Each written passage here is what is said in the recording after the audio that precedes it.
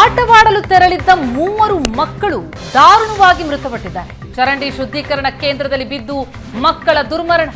ವಿಜಯಪುರ ನಗರದ ಗಚ್ಚನಕಟ್ಟಿ ಕಾಲೋನಿಯಲ್ಲಿ ನಡೆದಂತಹ ಘಟನೆ ಇದು.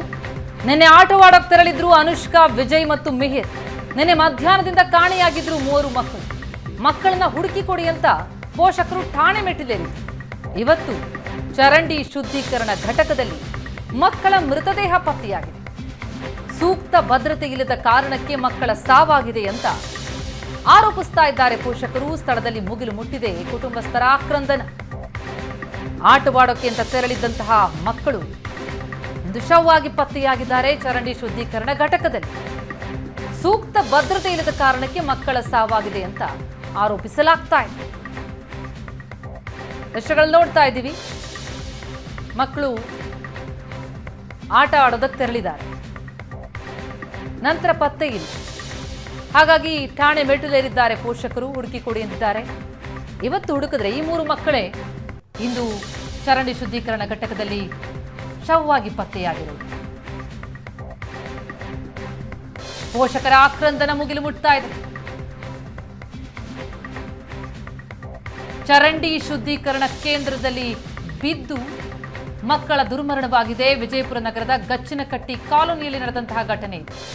ಮೃತ 3 ಮಕ್ಕಳ ಫೋಟೋ ಗಮನಿಸ್ತಾ ಇದ್ದೀವಿ. ಅನುಷ್ಕಾ, ವಿಜಯ್ ಮತ್ತು ಮಿಹಿರ್. ಪುಟ್ಟ ಮಕ್ಕಳು ಆಟ ಆಡೋದಕ್ಕೆ ಅಂತ ನಿನ್ನೆ ಹೋಗಿದ್ದಾರೆ, ವಾಪಸ್ ಬರೋದಿಲ್ಲ. ಆತಂಕಕ್ಕೊಳಗಾಗ್ತಾರೆ ಪೋಷಕರು. ಠಾಣೆ ಮೆಟ್ಟಿಲಿರ್ತಾರೆ. ಹುಡುಕಾಟ ನಡೆಸೋದಕ್ಕೆ ಶುರು ಮಾಡಲಾಗುತ್ತೆ. ಹುಡುಕಾಡ್ತಾ ಇದ್ದಾಗ ಇವತ್ತು ಚರಂಡಿ ಶುದ್ಧೀಕರಣ ಘಟಕದಲ್ಲಿ 3 ಪತ್ತೆಯಾಗ್ತಾರೆ, ಆದರೆ ಶವವಾಗಿ. ಈ ರೀತಿ ಈ ಮಕ್ಕಳು ಚರಂಡಿ ಶುದ್ಧೀಕರಣ ಕೇಂದ್ರದಕ್ಕೆ ಬಿದ್ದು ಮೃತಪಡ್ತಾರೆ ಅಂತಂದ್ರೆ ಇದು ಪ್ರಮುಖವಾಗಿ ಸೂಕ್ತ ಭದ್ರತೆ ಇಲ್ಲದ ಕಾರಣಕ್ಕೆ ಆಗಿದೆ ಎನ್ನುವುದು ಕೇಳಿ ಬರ್ತಾ ಇರುವಂತಹ ಒಂದು ಆರೋಪ.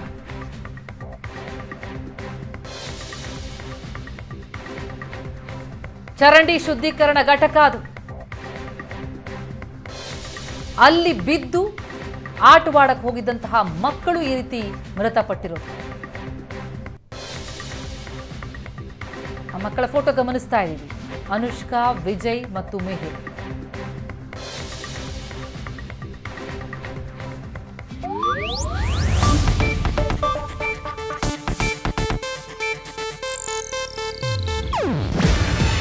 ಇದು ಏಷ್ಯಾನೆಟ್ ನ್ಯೂಸ್ ನೆಟ್ವರ್ಕ್ ಪ್ರಸ್ತುತಿ. ನೀವು ನೋಡ್ತಿದ್ದೀರಾ ಏಷ್ಯಾನೆಟ್ ಸುವರ್ಣ ನ್ಯೂಸ್.